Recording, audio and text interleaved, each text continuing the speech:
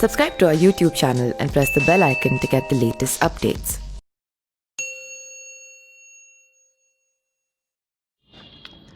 BJP की तरफ से बिहार में गठबंधन को आकार देने की कोशिश शुरू कर दी गई है। इस सिलसिले में बीजेपी के बिहार के प्रभारी महासचिव भूपेंद्र यादव ने एलजेपी के राष्ट्रीय अध्यक्ष चिराग पासवान से रविवार को मुलाकात की है।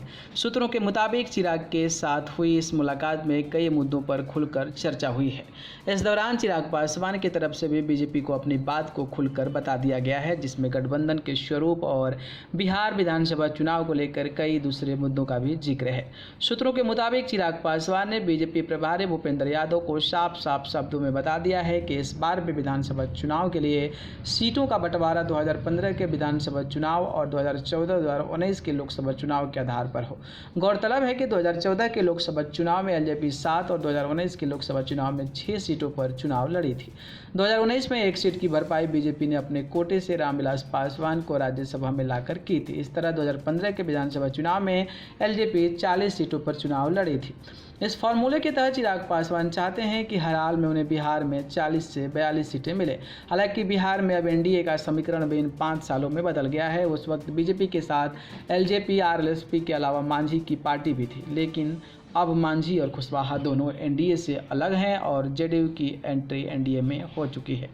एनडीए के भीतर हुए इस बदलाव के बाद भी अब सीटों के बंटवारे को लेकर खींचतान चल रही है, लेकिन पिछले साल लोकसभा चुनाव में बीजेपी और जेडीयू को 17 सीटों पर चुनाव लड़ी थी, जबकि एलजेपी के खाते में महज 6 सीटें आई थी।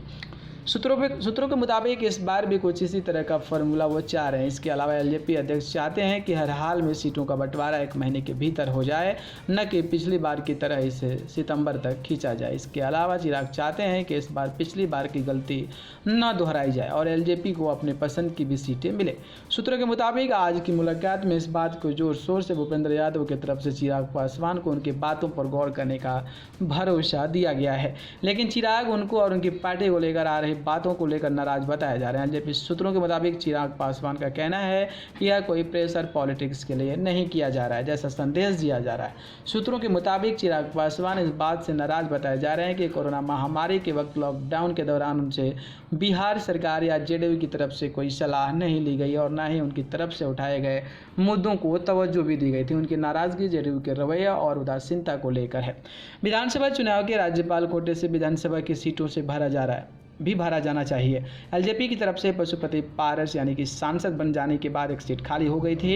एलजेपी चाहती है कि वो इस बार राज्यपाल कोटे से पशुपति कुमार पारस की जगह पर किसी एक व्यक्ति को विधान परिषद भेजा जाए। चिराग पासवान ने भी कई बार यह साफ कर दिया है कि हमारा गठबंधन बीजेपी के साथ है, न कि जनता दल यूनाइटेड के साथ। फिलहाल बीजेपी की तरफ से जेडीयू और एलजेपी दोनों को साधने की कोशिश की जा रही है।